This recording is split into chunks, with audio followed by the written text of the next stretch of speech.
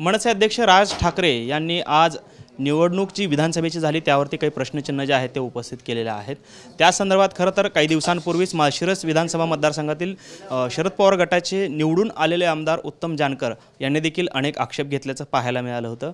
विशेषतः मार्कडवाडी प्रकरण जे आहे ते मोठ्या प्रमाणात देशभरात गाजलं। या संदर्भात बोलण्यासाठी आपल्यासोबत स्वतः उत्तम जानकर सर आहेत। आमदार साहेब, खरं तर तुम्ही 1.5-2 महिन्यांपूर्वीच हा आक्षेप जो आहे तो नोंदवलेला होता, मार्कडवाडीने हा आक्षेप नोंदवलेला होता। आज राज ठाकरे सुद्धा बोलत आहेत। खरं तर लोकसभेला राज ठाकरेंनी पाठिंबा दिलेला होता भाजपला। नाही, नक्कीच माझ्या मतदारसंघामध्ये जवळजवळ 1,21,000 एवढ्या मतांनी मी निवडून आलेलो असताना मला 13,000 मतांनी निवडून आलो आहे असं दाखवण्यात आलं।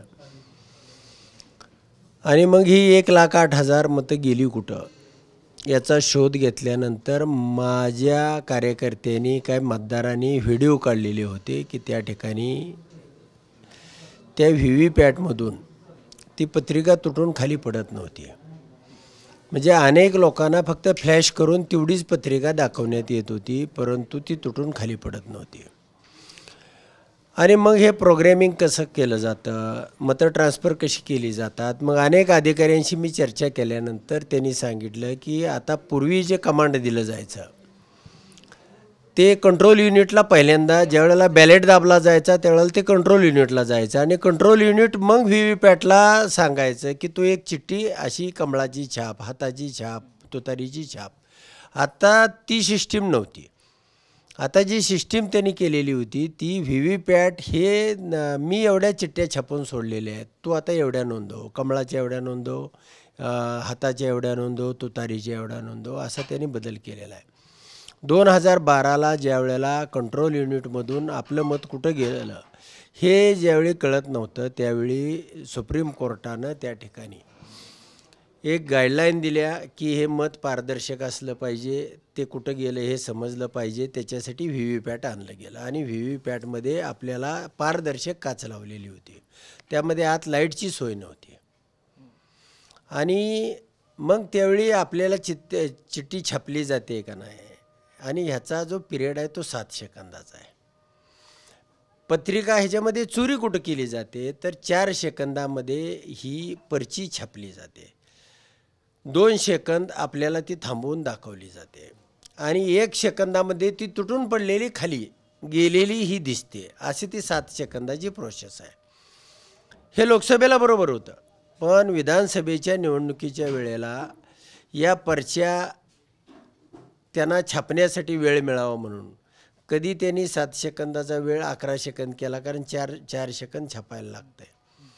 कधी त्यांनी तो 16 सेकंदाचा केला। याचं कारण काय होतं की लोकसभेला रांगाच्या रांगा लागल्या। लोकांना वाटायचं की लोकसभेप्रमाणे बीपचा आवाज आला की पत्रिका यायची, तुटून खाली पडायची, ती पडत नव्हती। मग त्याच्यामध्ये त्याने असं केलं की ह्याने मतदान केलं कमळाला की प्रिंट होतं आहे, 7 सेकंदामध्ये दिसतंय आणि तुटून खाली पडतंय। त्यानंतर 3 जणांनी मतदान केलं तुतारीला, तर त्यावेळेला 1 जणाचं पहिल्यांदा जो मतदान करेल त्याचं प्रिंट होतं आहे, दाखवलं जातं आहे, पण तुटत नाही। त्यानंतर दुसऱ्या 2-3 मलाही पुढच्यालाही असं दाखवलं जातं आहे की फक्त लाईट लावली जाते आणि ती चिठ्ठी त्या ठिकाणी दाखवली जाते आणि इथं गडबड आहे। कंट्रोल युनिटमध्ये काय होतं आहे तो काय मी IITचा तज्ज्ञ नाही, मला समजू शकत नाही। तसंच सामान्य मतदार आहे, धोतरवाला आहे, टोपीवाला आहे, शेतामधला आहे, अनपढ आहे, महिला आहेत, त्यांना तर 99% लोकांना काय समजण्याचा विषयच नाही। पण जे ह्यामध्ये शिकलेले आहेत त्यांनासुद्धा त्यांची दिशाभूल ही काळी काच आणि त्यामध्ये प्रिंट केलेल्या ह्या चिठ्ठ्या आहेत, ह्याच्यामधून त्या मताची चोरी होते। आणि राज ठाकरेंनी आता त्यांना उशिरा, मलासुद्धा 1 आठवडाभर समजलं नाही नेमकं काय झालं, की त्याच्यामध्ये बेस असा होता की मूळ भारतीय जनता पार्टीला 54,000 मतं पडल्याशिवाय दुसरं माझं मत ट्रान्सफर 54,000 होत नाहीत। म्हणजे 1 मत त्यांना पोल झालं तर दुसरं मत घेण्याची सोय आहे। असं 54,000 मतं त्यांना आमच्या मतदारसंघामध्ये पडली आणि 54,000 मतं माझी ट्रान्सफर केली। आणि हाच आक्रोश आहे म्हणून इलेक्शन कमिशनकडं दिल्लीला गेलो होतो।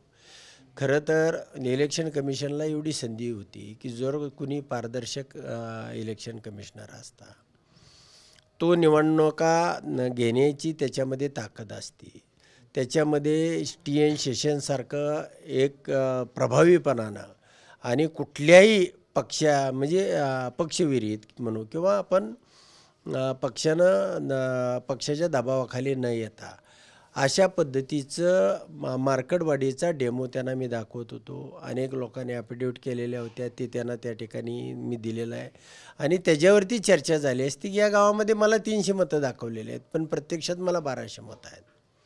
मग ही मतं गेली कुठं याची चर्चा होऊन यामध्ये सुधारणा करण्याची संधी निवडणूक आयोगालाही होती, पण निवडणूक आयोगानं ती घालवली. मग राज ठाकरेंनी सुद्धा अगदी असाच मुद्दा उपस्थित केलेला आहे. त्यांचे जे माजी आमदार आहेत राजू पाटील, त्यांच्या गावामध्ये 1400 मतं होती आणि त्यातलं एकही मत राजू पाटलांना पडलं नाही, असं राज ठाकरेंनी एक त्याच्यामध्ये दाखला दिलेला आहे. मग याचा अर्थ काय घ्यायचा की तुम्ही जे म्हणताय तेच तिथं झालेलं आहे? असंच माझंही एक बूथ आहे, नेटिवाडी म्हणून बूथ आहे, त्या ठिकाणी जर अजून 35 मतं तिकडे जात होती तर मी 0 झालो असतो. असंच 5 बूथची आकडेवारी मला बंटी पाटलांनी पाठवली की त्या ठिकाणी त्याचे मामा आहेत, म्हणजे उमेदवारांचे, त्यांचे जे पुतण्या उभा राहतो त्यांचे मामा आहेत, कुटुंबातली लोक आहेत, शिवाय नात्यागोत्याची माणसं आहेत. त्या 5 गावामध्ये मतं 0 का झाली? ह्याला कारण असं होतं की निम्म्यापेक्षा अधिक जर मत एक पण पडलं, समजा एखाद्या बूथवरती 300 मतदान आहे, 300 मतदानामधले विरोधकाला जर 151 मतं पडली तर त्याला पुढचं मत घेता येत नाही, त्यामुळे दुसऱ्याला 0च होऊन जाते. आणि असं माझं पण 0 झाला असता. खरं तर माझे ना त्या गोत्यातली तिथं माणसं आहेत, तिथं मला फक्त 71 मतं दाखवण्यात, अजून 35 मतं पडत होती तर मी 0 होत होतो.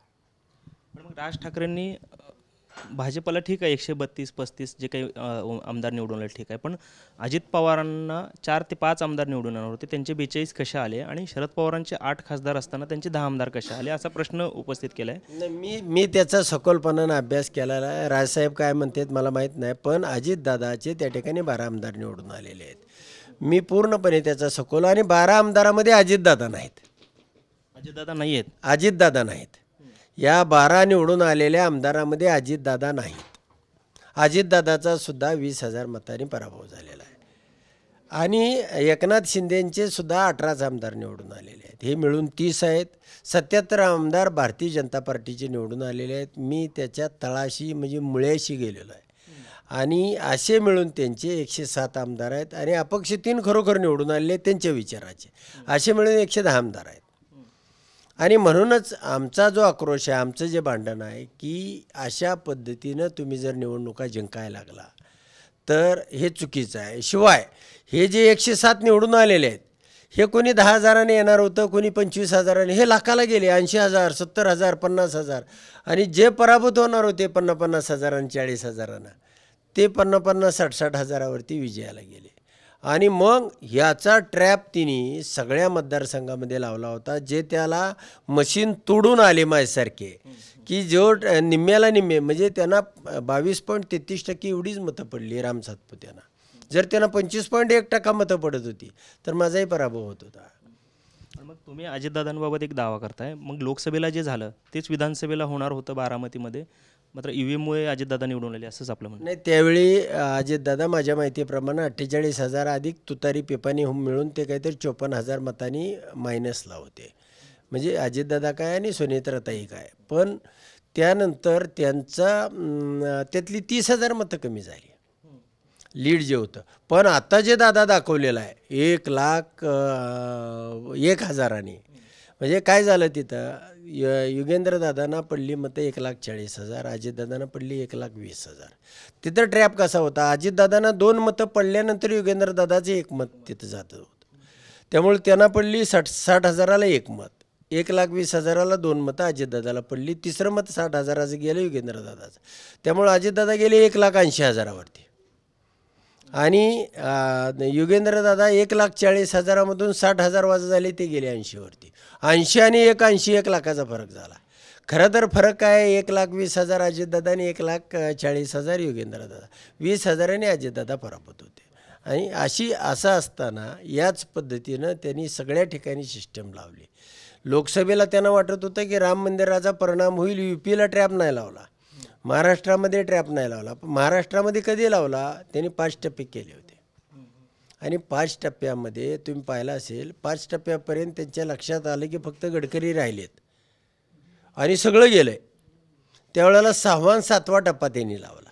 त्यावेळेला त्यांचे ते 17 लोक निवडून आले. नाहीतर त्यांचा 47-1 किंवा 0 होत नव्हता. गडकरी निवडून येत होते, पण 47-1 असा पॅटर्न होता. म्हणून अयोध्येमध्ये सुद्धा कोण निवडून आलं आहे बघा ना, दलित माणूस निवडून आला आहे. ओपनच्या जागेवर निवडून आला आहे. म्हणजे राम मंदिराचा इफेक्ट त्या राज्यामध्ये कसलाही झाला नाही. आणि त्यांच्या ज्यावेळी लक्षात आलं त्यावेळेला UPJही पुढच्या टप्प्यानं लावण्यात आलं. दुसरं सगळ्यात महत्त्वाचं सांगतो की एवढे 7 टप्पे करून प्रचाराला सगळं जो रुलिंग पार्टी असते त्याला वेळ पाहिजे असतो आणि त्यांना वेळ मिळावा म्हणून 7 टप्पे केले होते. आता मला वाटायचं विधानसभेला 14 टप्पे करतील, प्रत्येक 2 जिल्ह्याचा 1 टप्पा आणि महिनाभर चालवतील. काय त्यांना निवडणूक आयोग त्यांच्या खिशातच आहे, अडचण कुणी विचारायची कारण नाही त्यावेळेला. पण एकच टप्पा केला आणि अख्ख्या पश्चिम महाराष्ट्रात मुख्यमंत्र्याची एकी सभा आहे आणि तरीही लोक असे धनाधन निवडून आलेत. काय लाखांना आलाय, कुणा 80,000 आलाय, कुणी 70,000 आलाय. खरं तर तुम्ही 2 महिन्यांपूर्वी हे सर्व मांडलं, राज ठाकरे आज मांडता आहेत. राज ठाकरेंची काय आपण भेट घेणार आहोत का, आणि आपल्याला ज्या काही गोष्टींचा अनुभव आलेला आहे, ज्या काही आपलं नॉलेज आहे, तर ते राज ठाकरेंशी शेअर करणार का, त्यांची भेट घेणार का राज ठाकरेंची? नाही, नक्कीच माझ्या स्वतःच्याच मतदारसंघातल्या कार्यकर्त्यांचे व्हिडिओ क्लिप आहेत ज्या माझ्या बाबतीमध्ये मला मत पोलिंग करताना त्या माझ्याकडे आलेल्या आहेत. आणि दुसऱ्या कुणाल बाबा पाटील म्हणून धुळ्याचे पराभूत उमेदवार आहेत, त्यांच्या काय क्लिप आहेत आणि त्याच्यामध्ये तुम्ही स्पष्टपणानं तुम्हाला दिसतंय की फक्त फ्लॅश केला जातो. म्हणून आम्ही काय केलं, त्या व्हिडिओला स्लो केला. 1 सेकंदाचे 10 मिलीसेकंद केले आणि प्रत्येक मिलीसेकंदामध्ये ते फ्लॅश करतं आहे. खरं तर तुमचं निवडणूक आयोगाचा रूल काय आहे, 7 सेकंदामध्ये तुमचा प्रिंट होऊन पत्रिका दिसून तुटली पाहिजे. मग लोकसभेला 17 सेकंद का लागले, 12 सेकंद का लागले, 9 सेकंद 11 सेकंद का लागले. आणि त्याच्यासाठी मी निवडणूक इलेक्शन कमिशनला आता काय मागतोय, मी कालच मेल केलेला आहे की लोकसभेच्या निवडणुकीमधले जे तुम्ही CCTV रूममध्ये लावलेले आहेत त्यामधले फक्त 5 द्या की त्याचं मत पोल होऊन बीप वाजून किती वेळामध्ये ते मत पडत होतं, आणि आत्ताचं विधानसभेचं तुम्ही द्या किती वेळानं ते बीप होऊन वाजून पडत होतं. मग हा फरक का, तुम्ही तुमचं जे मॅन्युअल आहे आणि त्याच्यामध्ये तुम्ही जे दिलेलं आहे आणि हे थर्मल प्रिंटिंग आहे, याच्यामध्ये शाईसुद्धा नाही, ते एक्सरेनं पिक्चर प्रिंट करत आहे. मग एक्सरेमध्ये पिक्चर प्रिंट करत असताना ते प्रिंट जाऊ बी शकतं, आतमधून दुसरं येऊ शकतं, ड्युअल प्रिंट होऊ शकतं, काहीच आपल्या हातामध्ये नाही, चिठ्ठी तुटणं आणि पडणं. आणि मग त्याच्यावरून ओळखायचं कसं. म्हणून ही व्यवस्था पारदर्शक करण्यासाठी आमची लढाई आहे आणि ती पारदर्शक केल्याशिवाय आम्ही सोडणार नाही. ह्या लढाईमध्ये राज ठाकरेंची साथ घेणार का, त्यांना काय आव्हान आहे टीव्हीच्या माध्यमातून? नाही, नक्कीच कुणी सोबत येईल तो माणूस, राजसाहेब असतील तरी त्यांनाही सोबत घेऊ. आणि अनेक आमचे पक्ष आहे, आमचे 288 मधले 230 पराभूत आहेत, याशिवाय दुसरे जवळजवळ 5-6 हजार लोक पराभूत आहेत. ह्या सगळ्या पराभूतांना एकत्र घेऊन या ठिकाणी या इलेक्शन कमिशनचे डोळे उघडण्यासाठी जे करावं लागेल ते करण्याची आमची तयारी आहे. राज ठाकरेंची येत्या दिवसात काही भेट घेणार का आपण या संदर्भात? नाही, नक्कीच त्यांनी दिली भेट, तर आता ते भेटतात नाही भेटतात मला माहीत नाही, पण त्यांनी भेट दिली तर मी नक्की जाऊन भेटेन. त्यांचे नेते दिलीप धोत्रे आहेत, सोलापूर जिल्ह्याचे जवळचे आहेत, त्यांच्यामार्फत काय भेट घेऊन हा जो लढा आहे तो आणखी बळकट करू शकणार? नाही, नक्कीच त्यावेळेला आमचे पवारसाहेबसुद्धा आहेत, उद्धवजी आहेत आणि राहुल गांधी आहेत. राहुल गांधींची मी परवा त्यांच्या PAशी भेटून बोलून घेतलं. शिवाय ते सगळे मनोज कुमार झा होते, पुन्हा हे आपले चड्डा म्हणून आपचे खासदार आहेत. आम्ही सगळे आता अधिवेशन आहे 30 तारखेनंतर म्हणजे उद्यानंतर, त्यावेळेला त्यांचे सगळ्याशी भेटून याचा लढा व्यापक करणं किंवा देशभर सगळ्या देवांना साकडं घालणं, रामेश्वरापासून काशीपर्यंत सगळ्यांना साखळी तयार करणं. आणि देवात आता तूच वाचव आम्हाला. आता कुणी याच्यामध्ये सुप्रीम कोर्ट वाचवत नाही, निवडणूक आयोग वाचवत नाही, मग आता आम्हाला वाचवणार कोण, हा आमचा सवाल आहे. आपण पाहतोय की या ठिकाणी हे होते आमदार उत्तम जानकर, ज्यांनी खरं तर हा EVMच्या विरोधातला लढा उभारलेला आहे आणि लवकरच राज ठाकरेंना विनंती करणार आहे आणि त्यांची भेट घेणार आहे आणि त्यानंतर या पुढचा लढा जो आहे तो आणखी तीव्र करण्याचा निश्चय जो आहे तो त्यांनी बोलून दाखवले आपल्याला पाहायला मिळते. कॅमेरामन विनोद हुमनाबादकरसह सागर सुरवसे, TV9 मराठी, सोलापूर.